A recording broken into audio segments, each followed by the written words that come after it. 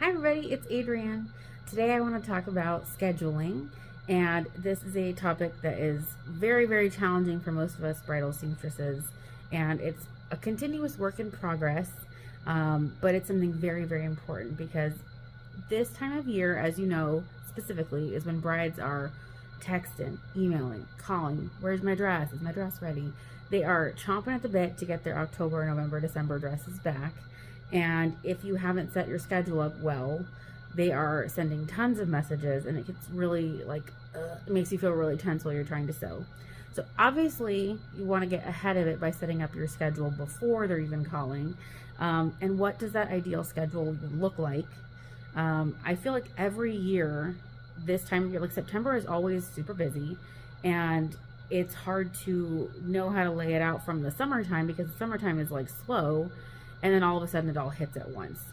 And so I feel like there's got to be a way to come up with a master list for yourself, because this is very specific to your area, the types of brides that you get, as far as like if you have very body conscious brides that are on, body modification journeys needing multiple fittings, or if they are casual brides that want a hem and a bustle of cups and they're out the door. So it's going to depend on the type of bride and the type of services you offer. So if you're doing lots of custom items included where you need, lead time ahead of that, that's going to vary how this looks. I would love to come up with one master list that would work for everybody and just say, here, plug and play. But I don't think that's reality. I don't think that's something that would actually work. Plus, you have to factor in your life schedule and, trips and birthdays and holidays and things that you need to prepare for, or that you want to feel prepared or rested for. And so it is a very personal project to do. And I've been working on this on and off through the years, trying to forecast and plan. And it is always a struggle because you just don't know what's coming. And as you get into the next season of your life, what your health level is and all the new responsibilities required of you, that changes everything too. So unfortunately, this is kind of a rotating, constantly needing updated list. But I was writing some notes out this morning to give an example, because I feel like a lot of the crush is the October, November brides specifically, and then some of the December brides too. Any times during the holidays, any holiday brides that are December and January are the toughest ones to get in, because sometimes even February can be tough because they're getting through 3 food holidays and an alcohol holiday, and it's, having them come in, that can be very hard to schedule too. So I picked October. So for example, if we have a bride with an October 12th wedding date, she needs to have her dress back by September 28th at the latest. If she's going somewhere out of town, that might even be sooner than that still, which means bump that ahead, the 2 months for actual working time that you need for a regular fit. So for like maybe a 1 check-in fitting, you have to see her in July. And that sounds insane, doesn't it? Seeing a bride in July for an October wedding sounds absolutely nuts. But I think that's how I need to start looking at it. I think we've all just thought about it as plain, October, and then you're counting back just 2 months from that. And I'm like, no, we need to think of the take-home date too, because you need to have that buffer. The 2-week buffer is helpful because they're not driving before their wedding, which is good. You don't want people driving right before their wedding on your part in case anything happens. You want to make sure that any last details are captured if something has changed.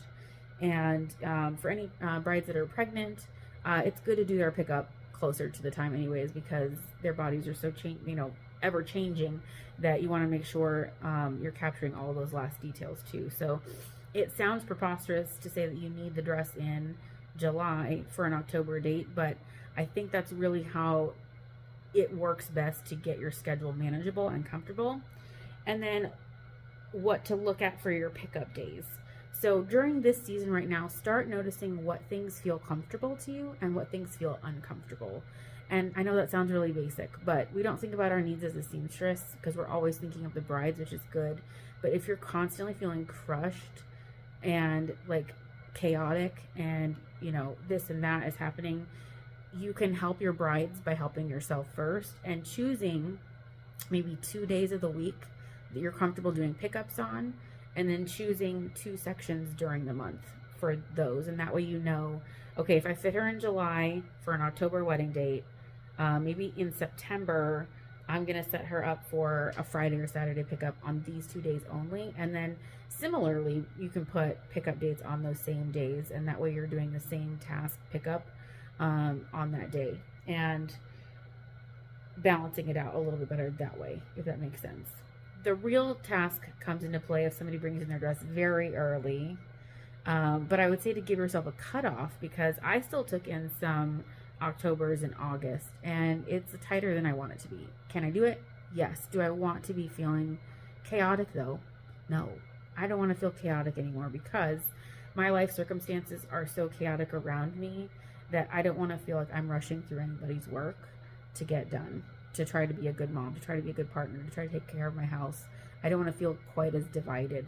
So I think this is a new boundary that I'm going to set for myself harder, and saying yes or no to certain things and not going outside of that. It's going to be hard because it's nice to help save the day, but is it?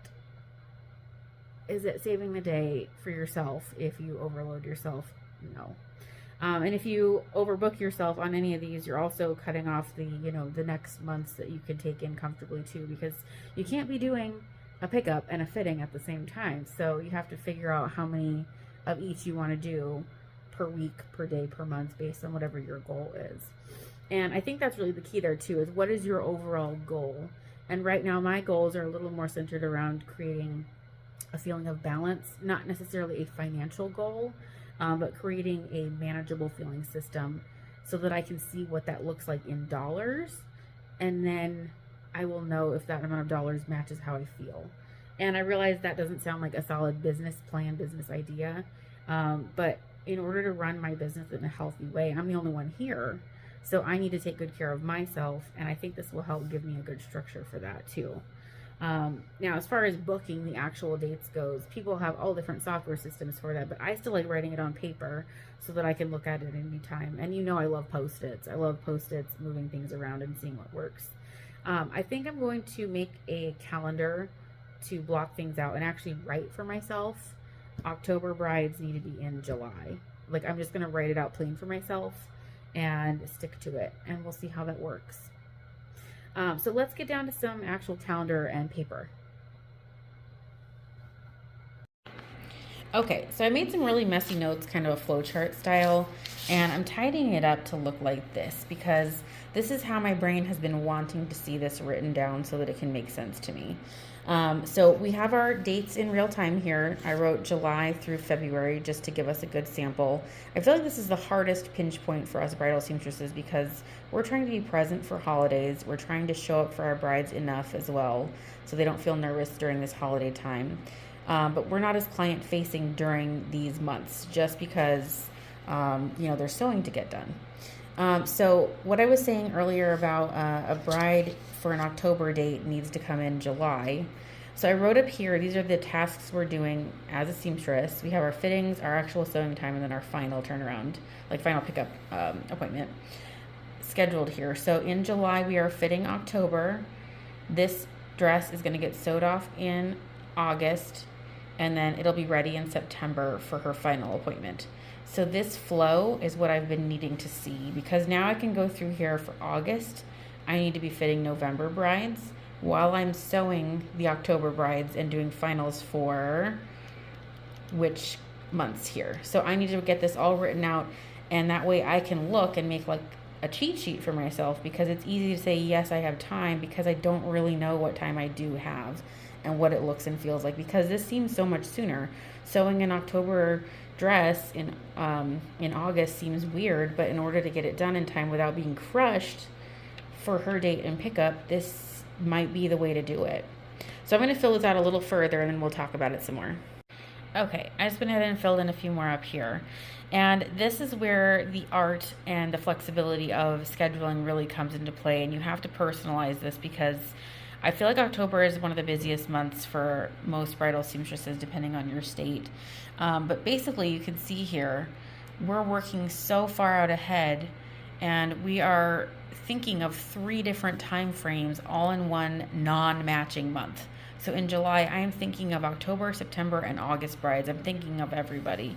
And that's why this feels crazy, because it kind of is weird to think that far out and to have that many fish is on a hook. I don't know if you guys ever feel like you're fishing, cooking a fish, and eating a mouthful of fish all at the same time, and you're doing all of it, and it feels really weird. Like when you go do a fitting while you're sewing, and you're like, maybe I should just be sewing right now and not doing fittings. But if you don't do fittings, you won't have anything to sew this next month. So you have to be doing a little bit of everything all at once, and it feels kind of nuts. But again, this is why making a schedule is so important to me, because I think this is the key.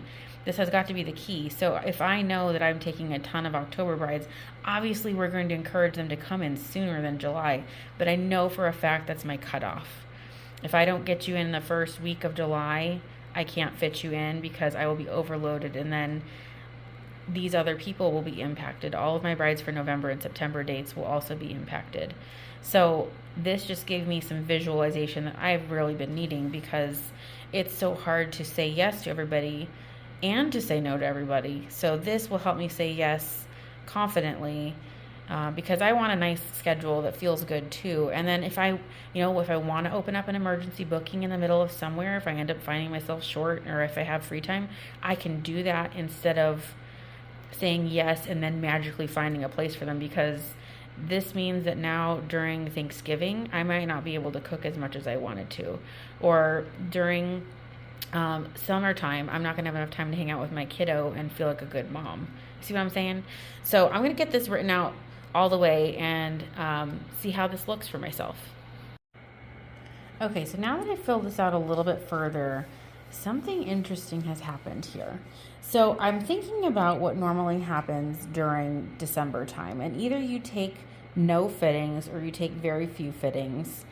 Your sewing that you're working on from the stuff you fit in November is getting done, but you're running out of work to do here as well. So some of this is going to end up falling into your sewing ahead a little bit further, because you took less fittings here in December because people aren't as available for appointments.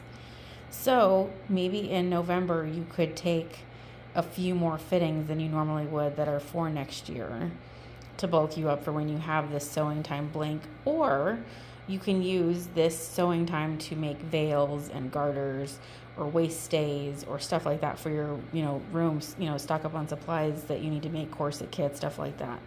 And same thing here, your finals need to be done earlier for January dates because of Christmas time and all the different holidays around the December months.